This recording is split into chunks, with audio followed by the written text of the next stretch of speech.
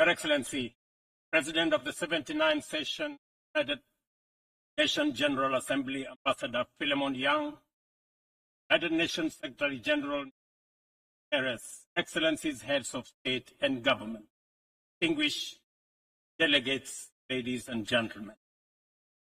I congratulate you, Ambassador Philemon Yang, on your well-deserved election as President of the session of the General Assembly.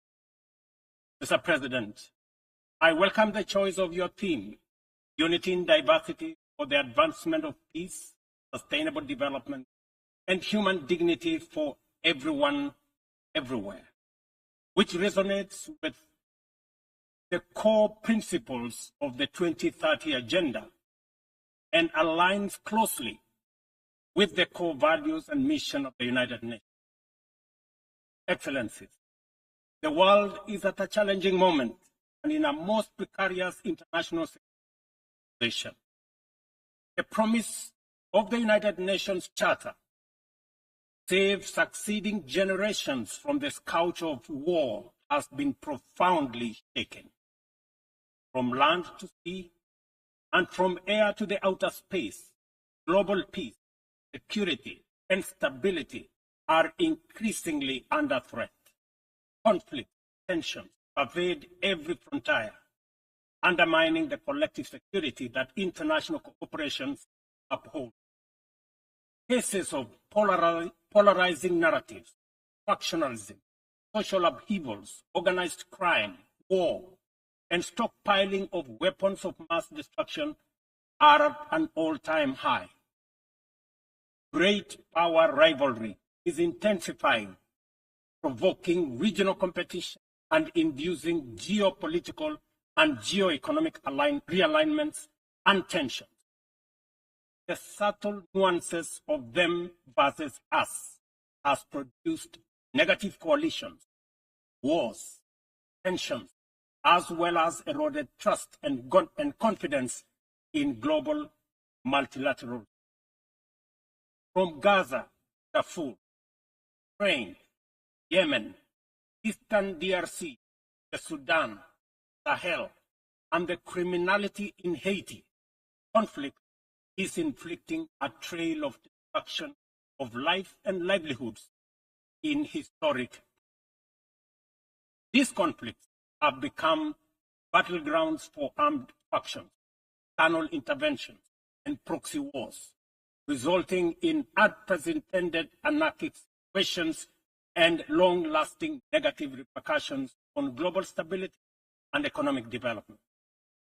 The world cannot realize security and shared prosperity when emphasis is being put on what divides rather than what brings us together.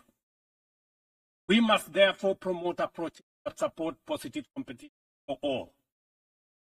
Perilous security landscape is further complicated by emerging threats stemming from human advancement, cybersecurity threats, and sophisticated cyber attacks on critical infrastructure pose significant risks to national security and global stability.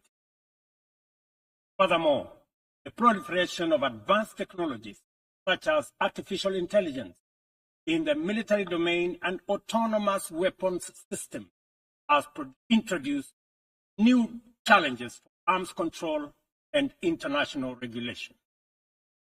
Regrettably, the world's most powerful states have increasingly been unilateralism and militarization over dialogue and diplomacy.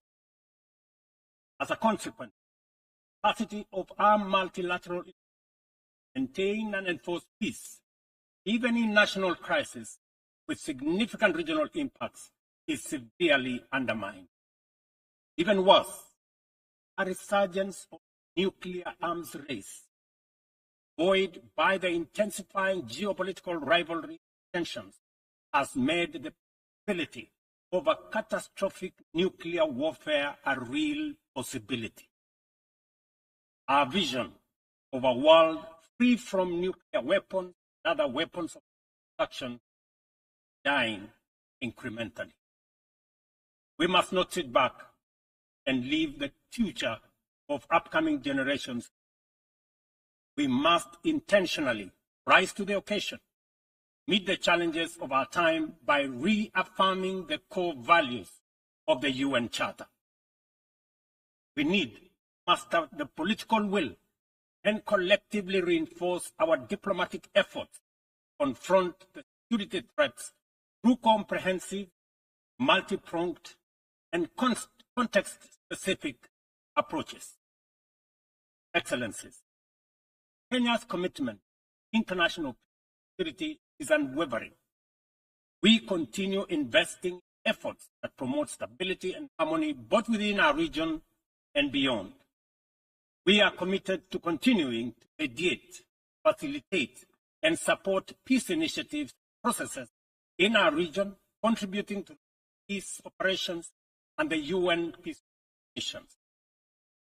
Through our participation in the Africa Union Transition Mission in Somalia, we have stood side by side with our sisterly neighbor, Somalia, in their fight against Al-Shabaab. We are proud that Somalia will soon take up a seat as a non-permanent member of the Security Council, underscoring the tremendous progress achieved consolidating peace and stability in that country. The UN must, however, continue to support Somalia in forging an agreement on the post-2024 security support. Kenya welcomes the adoption of the Security Council Resolution 2719, establishing a framework for financing Africa Union peace support operations through UN-assessed contributions, thereby enhancing our collective efforts.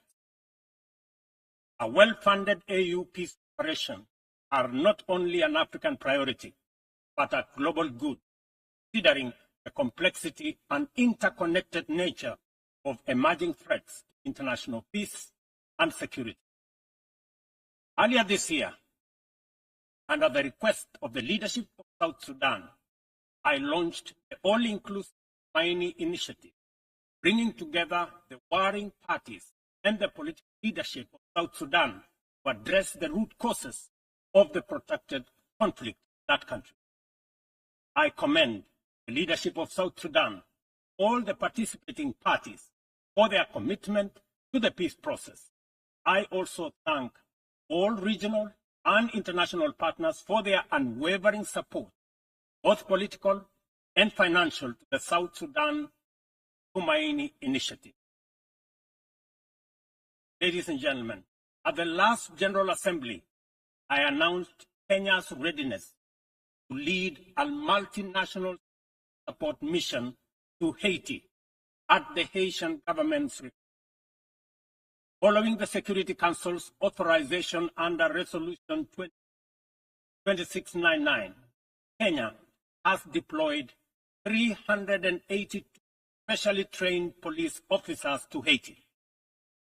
Just a few days ago, I had the opportunity to visit Haiti, witness the work of our officers in the field, and observe remarkable progress on the ground.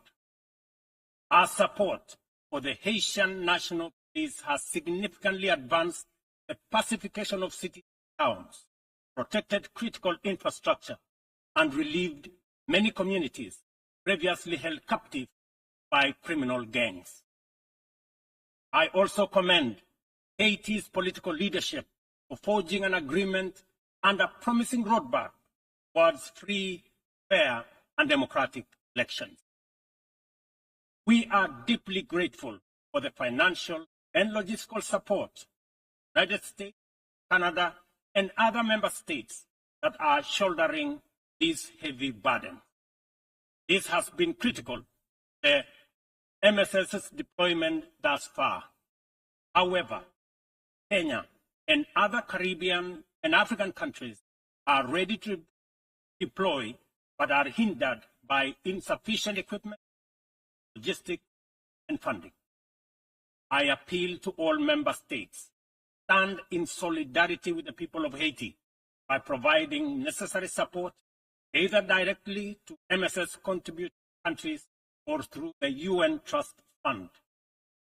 I must emphasize, however, that Kenya will deploy the additional contingent towards attaining the target of all the 2,500 police officers by January next year.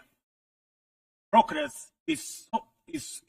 progress so far in Haiti demonstrates that what was once deemed mission impossible is indeed a present and undeniable ability.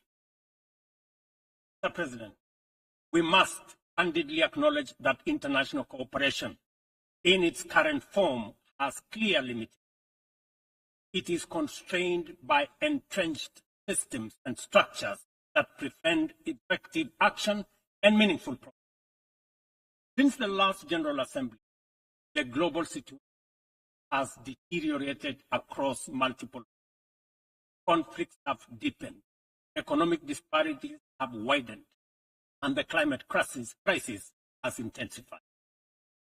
To address these challenges, we must rethink and reform global collaboration mechanisms, making them much more responsive, adaptable, and impactful.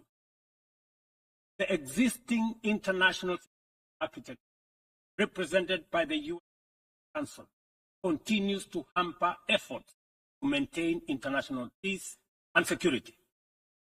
The Council is, by all intents and purposes, dysfunctional, undemocratic, non-inclusive, unaccountable, autocratic, and at best, opaque. An institution that excludes 54 African countries with 1.4 billion people, while allowing one nation to veto decisions of the remaining 193 member states in the 21st century, is simply unacceptable. We must urgently seek to make the Security Council representative, inclusive, transparent, democratic, effective, and accountable. In Africa, we are not advocating for reform and collective action solely at the UN. In fact, we are also in the process of comprehensively reforming the African Union to become a fit-for-purpose institution that can effectively represent African nations globally and deliver prosperity. Excellent. Peace and development are inseparable pillars. One cannot flourish without the other. Yet, 2024 Sustainable Development Goals remains a bleak. Only 17% of targets are on track. Nearly half show minimal or moderate progress, and over one-third have stalled or regressed. The COVID-19 pandemic, escalating conflicts, geopolitical tensions, climate change have severely impacted progress towards the SDGs and the Paris Agreement. Inadequate and unsustainable means of implementation, particularly in financing, technical, and capacity building, continue to obstruct our efforts to realize the 2030 agenda. Biased methodologies employed by credit rating agencies further disadvantage African countries, making it more difficult to access affordable financing from international capital markets. Additionally, unilateral economic, financial, and trade measures only impede the full achievement of economic and social development, but also undermine the international cooperation, mutual respect, and sovereignty. Let us pause and reflect on the significance of this prediction. Many countries in the global south are focused in buying medicine and hospital equipment or paying their debt obligations. And between buying textbooks, school-going children, or paying their debt obligations, they are forced to choose between hiring teachers, making sure that there is equipment in school or paying their debt. I can go on and on. This is not an abstract illustration detached from daily reality, but the normal experience of millions of ordinary people. One must wonder what goes on in the minds of those who prioritize economic returns over people. Ladies and gentlemen, what really happened to humanity? Addressing these deep-rooted challenges requires transformative changes to build a more equitable and resilient global. We have outlined many of these solutions in the Pact of the Future, demonstrating our clear understanding of what needs to be done. However, we have yet to master the political will necessary to turn these commitments into action. It is a fundamental principle of development that no nation can achieve lasting prosperity if its neighbors remain impoverished. Our economies are interconnected, and the well-being of one directly impacts the other. We must ensure that developing countries have the necessary foundations to claim their rightful place in the 21st century global economy. This is not just a moral and fair imperative. It is a strategic necessity to address systemic challenges such as migration, labor market disparities, climate change, and global security. Strengthening these foundations requires reforming the international financial architecture, facilitating debt relief, concessional long-term at-scale financing, grants, and de-risking lending instruments is essential to increasing investment to develop vital infrastructure and expand critical sectors. Consider Africa's immense untapped potential in energy resources.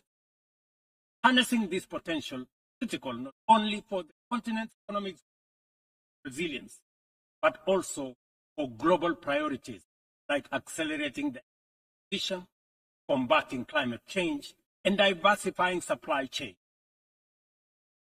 Energy-hungry industries such as data centers, mineral processing, and manufacturing are seeking clean and affordable sources, which Africa can provide in abundance.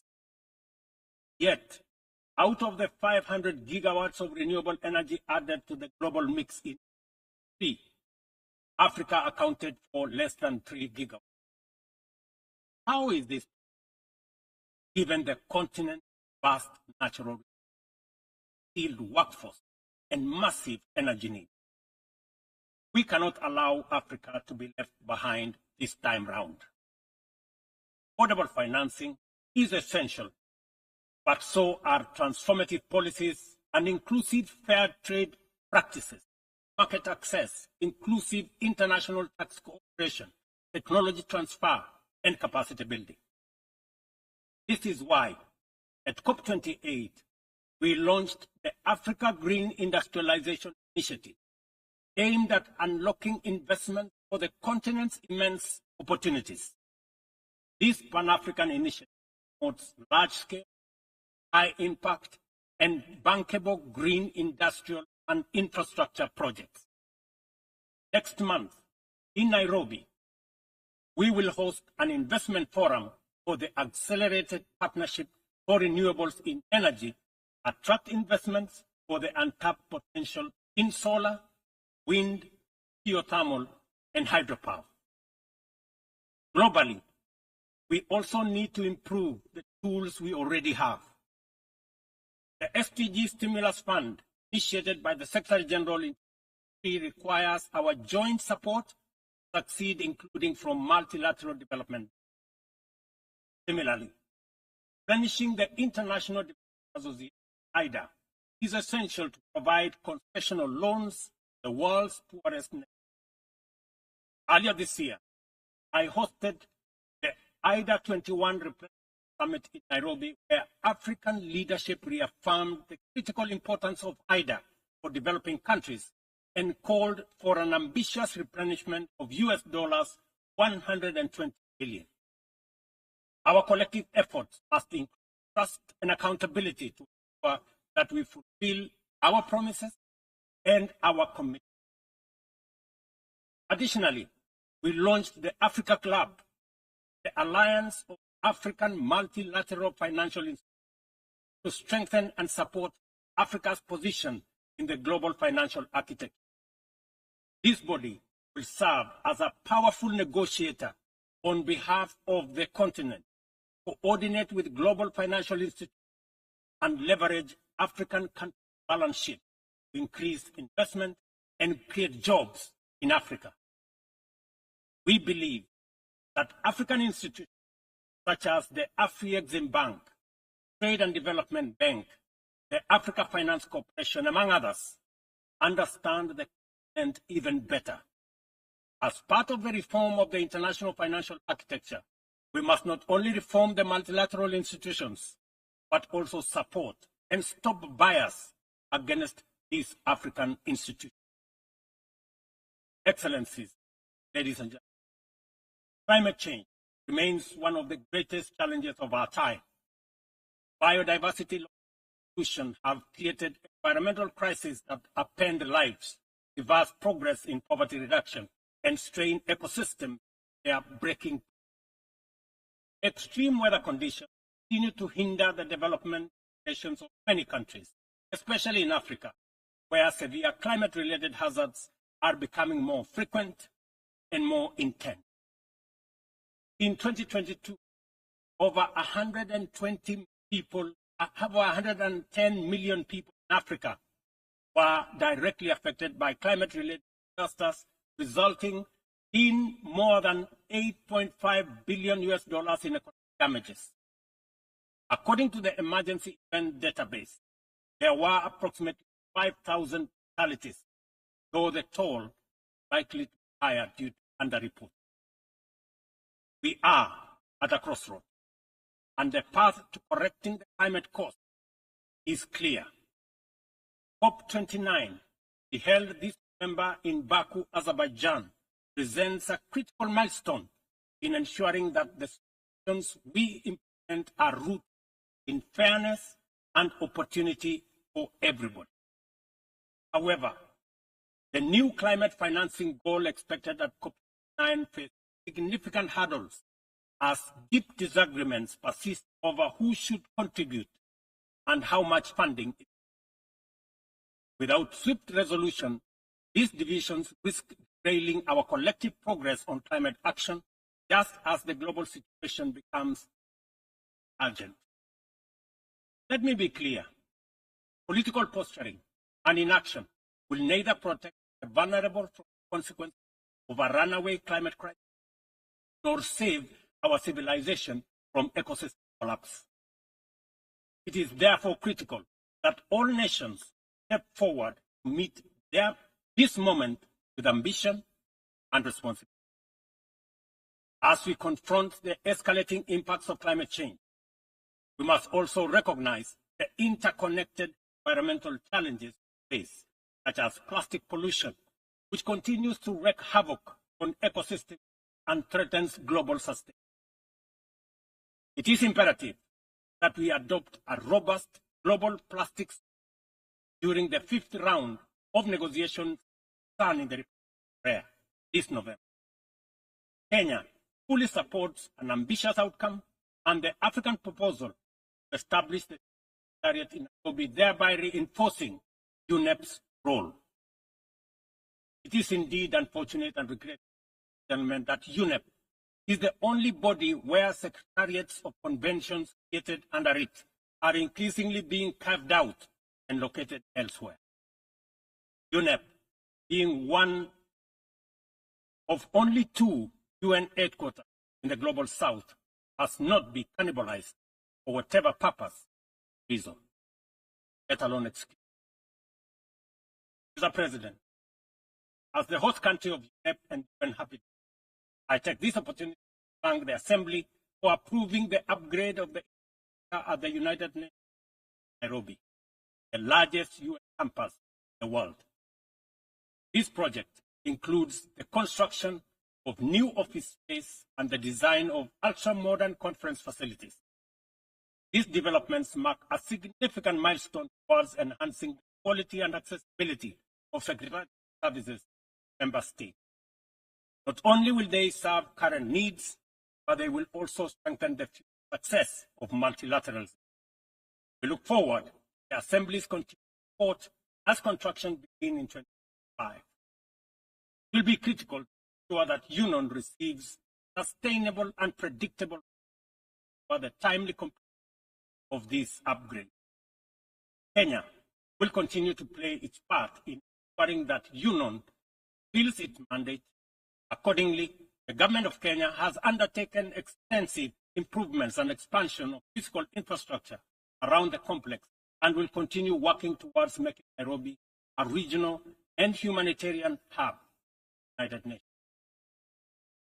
Mr. President, Excellencies, gentlemen, as we reflect the theme of this session, the call for unity in diversity in the pursuit of peace, development, and human dignity, it is evident that we must reimagine international cooperation to align with the complex realities of the 21st century. Our actions must reflect our ambition and commitment for a world where progress is measured not just by economic growth, but by the well-being, rights, and dignity of every person. The challenges we face, climate crisis, economic inequality, demand a bold rethinking of how we work together, grounded in mutual respect and shared responsibility. The achievement of sustainable development cannot be reserved for the privileged. It must be a shared success that uplifts all nations, transcending borders and disparities. Our collective efforts to combat climate change must be rooted in fairness and equity, ensuring that no nation or community bears a disproportionate burden. This is our shared journey. We must have a say in the choices we make.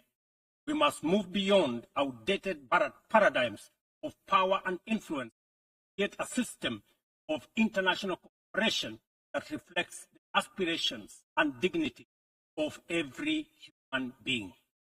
We must embrace a new vision of global solidarity, one that upholds inclusivity. It is within our power to build a world that embodies the spirit of the United Nations, a world where every voice is heard, every life is valued, and global progress is shared by all. This is the cooperation our people expect, our future demands, and it is the commitment we must deliver. I thank you.